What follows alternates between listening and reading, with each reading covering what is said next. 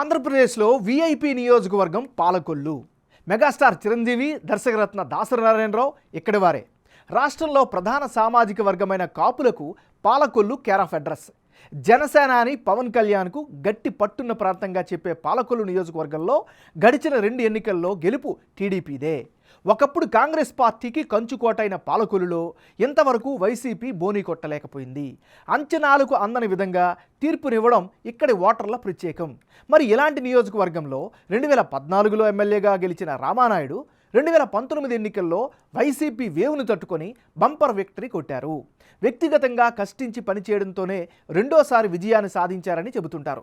మరి ఇలాంటి నియోజకవర్గంలో రాబోయే ఎన్నికల్లో ఓటర్ల నాడి ఎలా ఉంది, వారి అభిప్రాయం ఏంటి అనేది తెలుసుకునే ముందు 2019 ఎన్నికల ఫలితాలను ఒకసారి చూద్దాం. 2019 ఎన్నికల్లో సత్యనారాయణమూర్తి వర్సెస్ నిమ్మల రామానాయుడు వీళ్ళిద్దరి మధ్య పోటీ జరిగింది. అప్పుడు వైసీపీకి 32% ఓటు షేర్ ఇస్తే తెలుగుదేశం పార్టీకి 43% ఓట్లు షేర్ దక్కించుకుంది. జనసేనకి 21, ఇతరులకు 4% ఓటు షేర్ వచ్చింది. అంటే 2014 ఎన్నికల తర్వాత మళ్ళీ పాలకొల్లు నుంచే టీడీపీ తరపున బరిలోకి దిగారు నిమ్మల రామానాయుడు.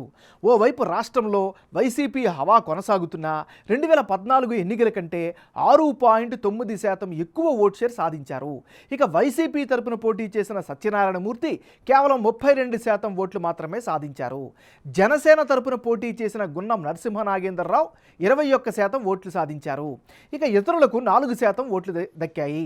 మరి ఈసారి పాలకొల్లు ఎన్నికల్లో గెలిచేదెవరు, నిలిచేదెవరు అన్నది big TV exclusive detailed election సర్వేలో వెల్లడైన అభిప్రాయాలను ఇప్పుడు పరిశీలిద్దాం. అభ్యర్థుల వారీగా బలాబలాలు ఎలా ఉన్నాయో ఒకసారి పరిశీలిద్దాం. ముందుగా తెలుగుదేశం పార్టీకి సంబంధించినటువంటి నిమ్మల రామానాయుడికి ఈసారి కలిసి వచ్చేటువంటి అంశాలలో ముఖ్యంగా ప్రజల్లో మంచి పేరైతే ఈయన పట్ల కనిపిస్తోంది. రెండోది, ప్రజా సమస్యలపై నిత్యం పోరాటం చేస్తూ ఉన్నారు. ప్రజలతో నిత్యం టచ్లో ఉండడం, ప్రజలతో మమేకం అవ్వడం ఈయనకి కలిసి వచ్చేటటువంటి మరో ప్రధానమైనటువంటి అంశం. విపక్షంలో ఉన్న నిధులు సాధించడంలో విజయం సాధించారు. మరోవైపు పార్టీ క్యాడర్లో ఎలాంటి అసంతృప్తులు లేకపోవడంతో పాటు జనసేనతో కలిసి వచ్చేటటువంటి పొత్తు కూడా వీరికి కలిసి వచ్చేటువంటి ఫ్యాక్టర్స్. ఇది ఈయనకి సంబంధించినటువంటి గ్రౌండ్ రియాలిటీ. వైఎస్ఆర్ కాంగ్రెస్ పార్టీకి సంబంధించిన నాయకుడు గుడాల హరిగోపాల్. మరి హరిగోపాల్కి ఈసారి కలిసి వచ్చేటువంటి అంశాలు ఏమిటి? క్యాడర్తో నిత్యం టచ్లో ఉండడమే ప్రధానంగా ఈయనకి బలం. ఇంటింటి ప్రచారాన్ని చేశారు, ప్రజలతో కనెక్టెడ్లో ఉన్నారు. ఇవి ఈయనకి ప్రధానంగా కలిసి వచ్చేటువంటి అంశాలు. మరి గుడాల హరిగోపాల్కి మైనస్ పాయింట్స్ కూడా ఉన్నాయి. అవేంటో చూస్తే ఇటీవలే రాజకీయాల్లోకి ఎంట్రీ ఇవ్వడం వల్ల ఇన్ఎక్స్పీరియన్స్ ఈయనకి మైనస్ అయ్యే అవకాశం ఉంది. సరైన రాజకీయ అనుభవం లేకపోవడంతో పాటు పార్టీలో అంతర్గత కుంభులాటలు అయితే కనిపిస్తున్నాయి. ఇక నిమ్మల రామానాయుడుకు సరైన పోటీ ఇచ్చే సత్తా లేదు అనేటువంటి ఒక అభిప్రాయం కూడా కనిపిస్తుంది. ఇది ఈయనకి సంబంధించినంత వరకు ఉండే ప్లస్లు మైనస్లు. పాలకొల్లు నియోజకవర్గంలో ఉండేటటువంటి కులాల వారీగా ఈక్వేషన్స్ ఎలా ఉన్నాయో పరిశీలిద్దాం. ఈ నియోజకవర్గంలో ఎస్సీ సామాజిక వర్గం 26% మంది ఉంటే కాపులు 17%, శెట్టి బలజులు 15%, తూర్పు కాపు 7%, ముస్లింలు 7% ఉంటే క్షత్రియ సామాజిక వర్గం 6% మంది ఉన్నారు. అంటే పాలకొల్లు నియోజకవర్గంలో అత్యధిక జనాభా ఎస్సీ సామాజిక వర్గానిది. మొత్తం ఓటర్లు 26% ఉంటే ఇందులో మెజారిటీ అంటే సుమారు 55% ఓటర్లు తెలుగుదేశం పార్టీకి అనుకూలంగా ఉన్నారు.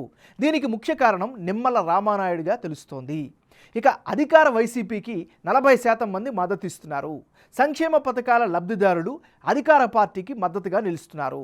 ఇక ఇతరులకు 5% మంది మద్దతు ఇస్తున్నారు. 17% మంది ఉన్న కాపుల్లో 60% మంది తెలుగుదేశం పార్టీ కూటమికి మద్దతు ఇస్తామని బిగ్ టీవీ సర్వేలో తెలిపారు. అదే టైంలో వైసీపీకి 35%, ఇతరులకు 5% ఓట్లు వేస్తామని చెబుతున్నారు.